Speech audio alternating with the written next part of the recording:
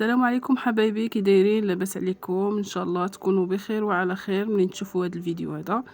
اليوم ان شاء الله غادي نشارك معكم حرشه ديالي سهله خفيفه وبمقادير يعني متواجدين في كل بيت، اللي هما عباره على كيلو الا ربع ديال السميده رقيقه، 3 المعالق ديال الزيت النباتي، معلقه ديال الزبده، وقبيصه الملح، ومعلقه ديال العسل، وصافي هادشي اللي كاين. غادي نبداو على بركه الله.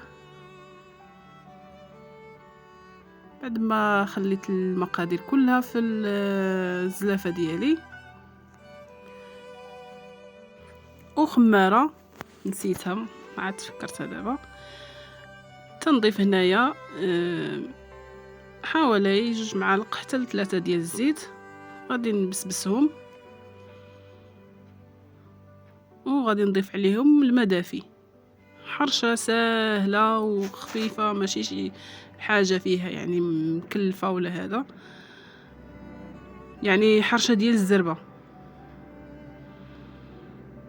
كنطلق العجينه، ما كدلكيها ما والو، غير كتلقيها هكا بالماء، تخلط خفيف.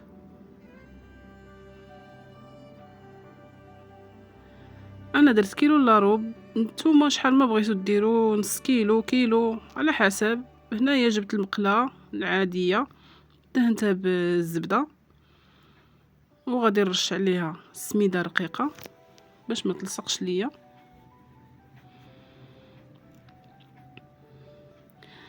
صافي، وغنحط عليها العجينه بحال هكا، وغادي نتبعها بتقراص غير بشويه.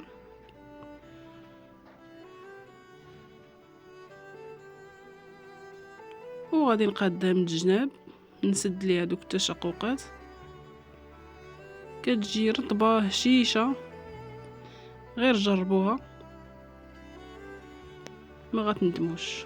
وكنحطها هنايا فوق النار مهيله تحمر على واحد الجهه، ونعاود عاوتاني نقلبها باش تحمر من الجهه الاخرى.